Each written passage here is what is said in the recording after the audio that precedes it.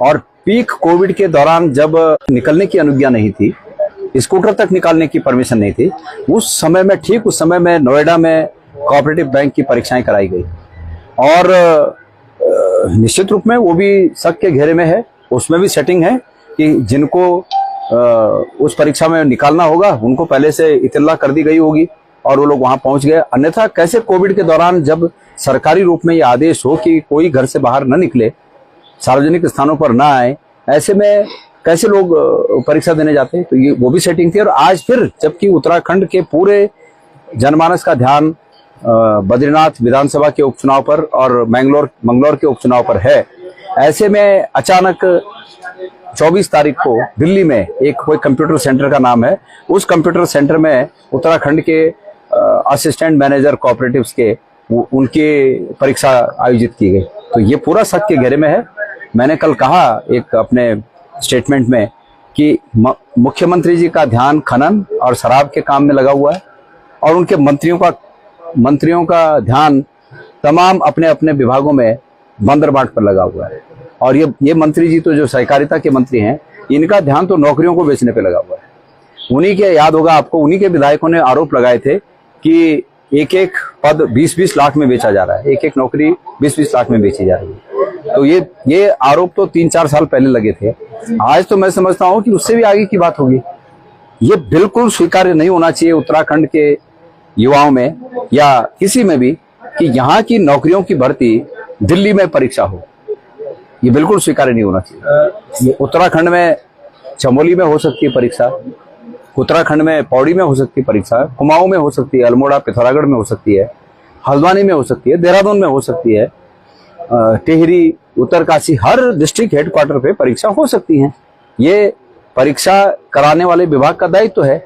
लेकिन पता नहीं मंत्री जी कहाँ से ये सब एजेंसियां लेके आ गए कि जो एजेंसियां इस तरह से दिल्ली में चुपचाप भर्तियां कर रही है और यहाँ की युवाओं के साथ खिलवाड़ कर रही है। सहकारिता मंत्री धन सिंह रावत जी हैं, उनकी एक ब्रांच है अगरोड़ा में, जहाँ की जो सचिव है वो एक सोशल मीडिया में उनका एक वीडियो वायरल होता हुआ दिखाई दे रहा है, जिसमें वो साफ तौर से कह रही है कि जो पैसा वो यहाँ कर रहे हैं उन्हें ऊपर तक पहुँचाना पड़ता है, जिसके बाद उन्हें अब अटैच कर दिया गया है कोटा। किस तरह देखते हैं आप? नहीं, तो बात वो सच बोल रहे हैं, वो अटैच कर दिया गया क्योंकि उन्होंने बात बाहर कह दी और मंत्री जी को अपनी खाल बचानी है इसलिए अटैच कर दिया होगा। लेकिन बात सच है, हर कदम कदम पे भ्रष्टाचार में लिप्त है विभाग, खास करके धन सिंह रावत जी के अंतर्गत जो है। और मुख्यमंत्री जी इसलिए किसी मंत्री को नहीं कह पा रहे हैं क्योंकि उनके अपने हाथ ही खुद कोयले की दलाली में काले रंगे हुए हैं। तो जिनके अपने हाथ अगर रंगे हुए हों, दूसरों के लिए कैसे कह सकता है? सिर्फ और सिर्फ यही बात हो सकती है कि मुख्यमंत्री जी इसलिए चुप हैं। देखिए, पिछली बार जब मैंने शिकायत की तो धन सिंह रावत जी ने किसी एक व्यक्ति से शिकायत करा के मेरे खिलाफ जांच की मांग उठा दी कि गणेश गोदियाल के अध्यक्षता के दौरान बद्रीनाथ केदारनाथ मंदिर समिति में जो भी काम हुए उसकी जांच होनी चाहिए। तो मैंने उसका स्वागत किया कि भाई मेरी जांच अगर आप करना चाहते हैं कि करिए, मेरी जांच भी करिए, कोई दिक्कत नहीं मेरी जांच में। लेकिन मेरी जांच का डर दिखाकर अपनी जांच रुकवाएं, ये तो उचित बात नहीं है ना। तो आज तक ना वो मेरी जांच कर पाए, न तो मेरी जांच की, मैंने 25 बार कहा मेरी जांच करो ना, न तो मेरी जांच कर पाए और न तो अपनी जांच होने दे रहे हैं। मुख्यमंत्री इसलिए दबे हुए हैं कि मुख्यमंत्री के निश्चित रूप में खनन, इस प्रदेश में खनन और शराब, ये दो कामों में निश्चित रूप में उत्तराखंड के मुख्यमंत्री के हाथ भी रंगे हुए हैं और इससे वो बच नहीं सकते हैं। आपको मैं याद दिला दूं, क्या ये हो सकता है कि अतीत में हम सुना करते थे कि इंटीरियर इलाकों में बैंक की ब्रांचें खोली जा रही हैं, पर ये पहली सरकार है, पहले मुख्यमंत्री हैं जिनके मुख्यमंत्रित्व काल में इंटीरियर इलाकों में शराब की दुकानों की ब्रांच खोली जा रही है। उदाहरण के लिए, अगर पावो में शराब की दुकान है तो यहाँ से इस पावो की दुकान से इसकी ब्रांचें अब गांव में खुलेंगी। पैठानी में शराब की दुकान है तो उसकी ब्रांच खुल रही है। तो ये क्या बात हुई? अब जैसे पैठानी का मैं उदाहरण दूं, पैठानी में वहां की महिलाओं ने और कांग्रेस पार्टी के नेताओं ने, कार्यकर्ताओं ने उसका विरोध किया और फिलहाल वो स्थगित है। लेकिन जहां नहीं हो पा रहा है वहां दुकानें खुल रही हैं, ब्रांच खुल रही हैं। सरकार युवाओं को शराब के नशे में धकेल कर उनके बेरोजगार होने के एहसास को धूमिल करना चाहती है, मिटाना चाहती है, ताकि लोगों को बेरोजगारी का एहसास ना हो। तो सरकार अपना समय किसी तरह निकले इसमें लगी हुई है सरकार को प्रदेश की कोई चिंता नहीं है। मतलब आपके समय में यहाँ पर ITI का ही कॉलेज था, उसके बाद आपके विधायक जब खत्म होने के बाद यहाँ पर एक भवन बनाया गया, 5 साल हो गए, अब तक उसमें कुछ भी एक्टिविटी नहीं हुई। बड़ा दुर्भाग्यपूर्ण है। ITI यहाँ की खत्म कर दी, पैठानी की खत्म कर दी, रिक्साल की खत्म कर दी, पॉलिटेक्निक का हाल आप देख ही रहे हैं, बुरे हाल हैं। और सिर्फ मैंने कहा ना, लोगों को एहसास न हो, इसलिए इन उल्टी चीजों में धकेला जा रहा है, नशे में धकेला जा रहा है, शराब के नए ठेके खुलकर शराब में धकेला जा रहा है, ताकि लोगों को एहसास न हो कि कोई गलत हो रहा है। और तमाम चीजों में जो धार्मिक रूप में लोगों को अंधभक्त बनाया जाता है, वो भी तो एक नशा है। लोगों को उनकी कमी का एहसास न हो, उनकी बेरोजगारी का एहसास न हो, उनके दुखों का एहसास न हो, इसलिए या तो शराब के नशे में डाल दो, धर्म के नशे में डाल दो, आदमी कोई प्रश्न नहीं करता। तो ये सब चीजें हैं। कांग्रेस और भारतीय जनता पार्टी में फर्क है।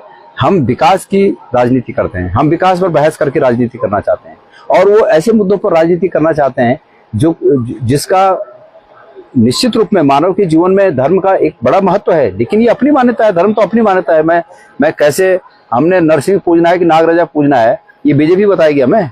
हमको जो समय पर नरसिंह को भी पूजेंगे, समय पर नागराजा को भी पूजेंगे, लेकिन बीजेपी का ये प्रेशर रहता है कि फलाने को ही पूजो, तब जाके तुम्हारा भला होगा। आपने देखा होगा, अयोध्या के लोगों ने भारतीय जनता पार्टी की इस प्रकार की संकेतों की राजनीति को आईना बताया है, और अब पूरा देश धीरे धीरे समझ रहा है, और आने वाले समय में इनके इन संकेतों की राजनीति को निश्चित रूप में और अच्छी तरह से आईना बताएगा। जो भूपेंद्र ने की है सही, उनके गांव तक अभी पूरी तरह से सड़क नहीं पहुंची है, कच्ची सड़क से आवाजाही होनी करेगी 1 किलोमीटर। तो मंत्री जी का कहना है कि लोक निर्माण विभाग की गलती है। लोक निर्माण विभाग किसके अंतर्गत है? क्या वो मंत्री जी के ऊपर है लोक निर्माण विभाग, जो या वो किसी दूसरी सरकार के अधीन है? मंत्री जी ऐसी बात कर रहे हैं जैसे बचकाना वाली बात कर रहे हैं मंत्री जी। भाई सच्चाई ये है कि जो कांग्रेस के समय में मेरे द्वारा बनाई गई सड़कें हैं, मंत्री जी को उन सड़कों से परहेज है। मंत्री जी उन तमाम सड़कों को, उन गांवों के लोगों को ये कहते हैं कि कांग्रेस की सड़कें हमने बनाई। तो ये स्थिति है। उस गांव में वो राजनीतिक रूप से हर एक गांव को देखते हैं कि कौन सा गांव मेरे लिए अच्छा है, कौन सा गांव मेरे लिए खराब है। तो वो लोगों को जानबूझकर प्रताड़ित करते हैं, लोगों को जानबूझकर प्रताड़ित करते हैं। और ये क्या बात हुई कि लोक निर्माण विभाग की गलती है? जो अच्छा है वो सब उन्होंने किया, और जो खराब हुआ वो सब दूसरे ने किया। अभी सतपुली में जो एक सहकारिता का सचिव ये कहते हुए पाया गया कि भाई ऊपर तक मुझे देना पड़ता है, तो वो उसने गलती की, इसलिए उसको अटैच कर दिया। और जो मंत्री तक जाता है वो सब अच्छा है, जो नहीं पकड़ा जा रहा है वो सब अच्छा है। ये हाल है मंत्री जी। जो मैं इसकी बात करूँ ना कि उसको 2 करोड़ का भवन बना है, हाँ। अगर अभी 4 साल तक हो गया, अभी तक हैंड ओवर नहीं हुआ। नहीं, हैंड ओवर भी नहीं हुआ, और सरकार ने बंद कर दिया उसको। मैं तो ये चाह रहा हूँ ना, जो बिल्डिंग बन गई है, कम से कम उसको किसी को हैंड ओवर तो कर दो। देखिए, ये अलग बात है, सरकार उसका उपयोग उस बिल्डिंग का कैसे करती है। मैं ये कह रहा हूँ कि वो जो ITI है वो मेरे समय में बना, मतलब पास हुआ, स्वीकृत हुआ, ITI प्रारंभ हुआ।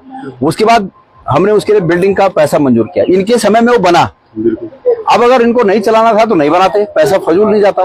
अब बिल्डिंग बना दी है, तो बिल्डिंग अगर बना दी है तो उस बिल्डिंग का उपयोग कैसे करना है ये भी इनको सोचना चाहिए। ये कह रहे हैं PWD वाले करें हमें दे दो, ये उनको भी नहीं दे रहे हैं, पुलिस वालों ने कहा हमें दे दो, उन्हें भी नहीं दे रहे हैं। हाँ। तो इसी में लेने का है ना। हाँ।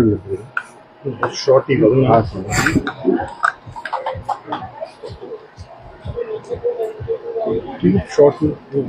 सरकार को ये निश्चित करना पड़ेगा कि उस भवन में ITI चलना है या नहीं चलना है। और अगर सरकार ने ये मान लिया है कि कांग्रेस के समय में स्वीकृत ITI को वो द्वेषवश बंद करना चाहते हैं, अगर बंद ही करना चाहते हैं तो उस भवन का उपयोग किसी अन्य विभाग को देकर करें।